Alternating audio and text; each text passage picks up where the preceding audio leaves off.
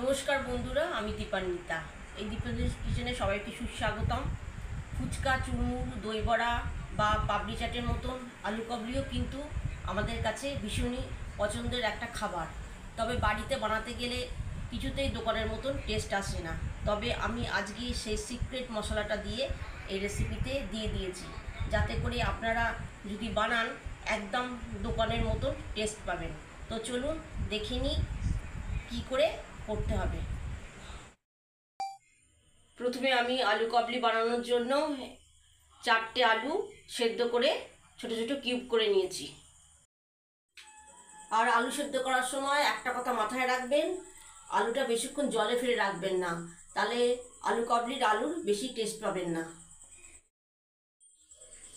আমি এবার আলু কাবলির জন্য সিক্রেট মশলাটা তৈরি করে দেখাচ্ছি।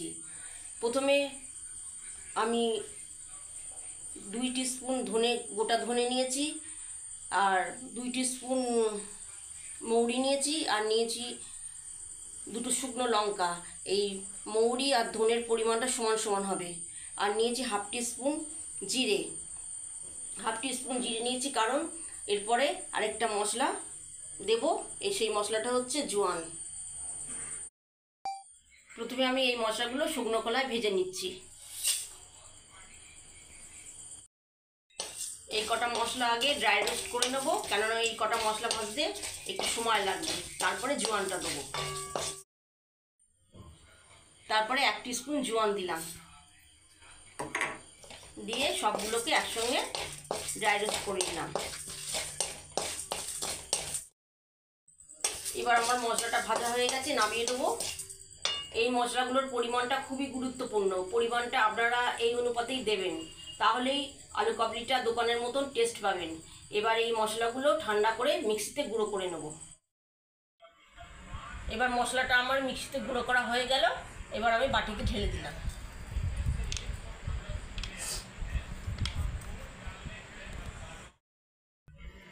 এবার আমি আলু কাবলিটা মাখা শুরু করছি।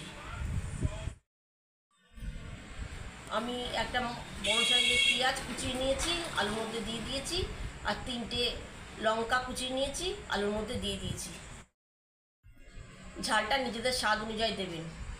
আর একটা শসা কুচিয়ে নিয়েছি, এর মধ্যে দিয়ে দিলাম।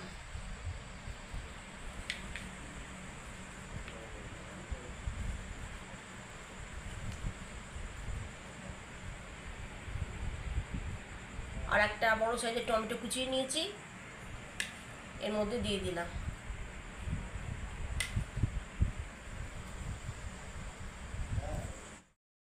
তারপরে দেবো ছোলা ও মটর সেদ্ধ। এটা ওভারনাইট আমি ভিজিয়ে রেখেছিলাম, তারপরে আমি সেদ্ধ করে নিয়েছি। এবার আলু সেদ্ধের মধ্যে দিয়ে দিলাম। এবার আমি দেবো অঙ্কুরিত কাঁচা ছোলা। এইরকম অঙ্কুর হওয়া কাঁচা ছোলা দিলে ভালো হয়, ওরা সবসময় এইরকমই দেয়।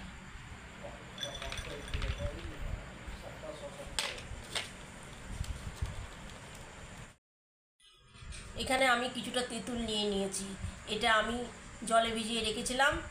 এবার এর যে দানাগুলো ভালো করে চটকে নিয়ে দানাগুলো ফেলে দেবো। আর তেঁতুলের কাতটা খুব মোটা হবে না, যেহেতু এটা আলু কাবলির, এটা পাতলাই হবে। তেঁতুলের যে দানাগুলো সেগুলো আমি বের করে ফেলে দেবো।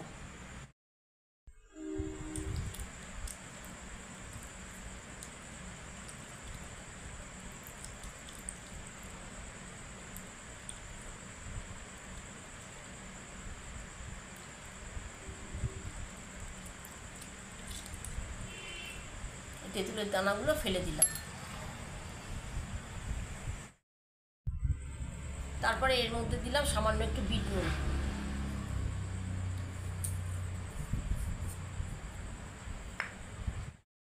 তারপরে দিলাম নর্মাল নুন।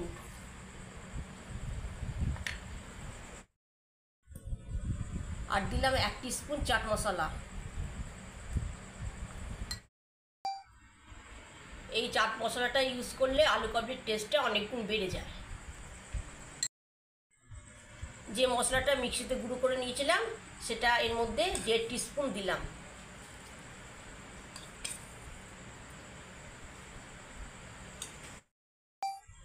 এবারে দিলাম তেঁতুলের জলটা। দিলাম লেবুর রস,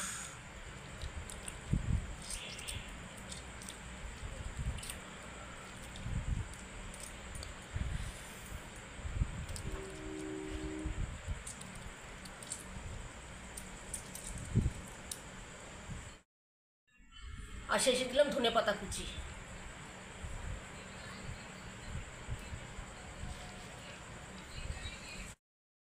এবারে এগুলো সব একসাথে মেখে নিলাম।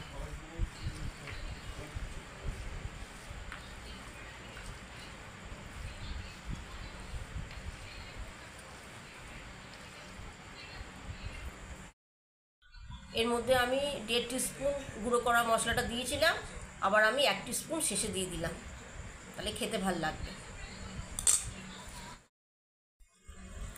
আর আলু কাবলি এমনই একটা জিনিস, এটা খেতে বাচ্চা থেকে বড় সবাইকারই ভালো লাগে, আর আমার কাছে তো এটা অল টাইম ফেভারিট।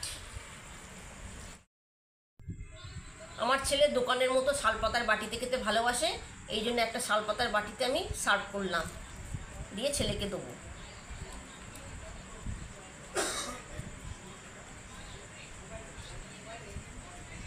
দিয়ে ওপরে একটু ধনেপাতা ছড়িয়ে দিলাম।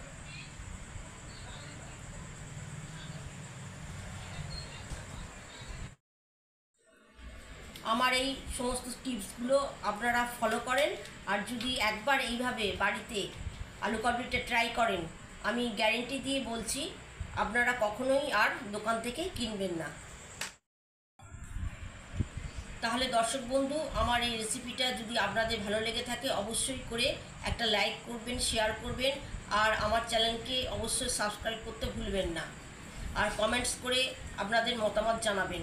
আজকের মতন বিদায়, আবার হাজির হয়ে যাব নতুন কোনো রেসিপি নিয়ে। ধন্যবাদ।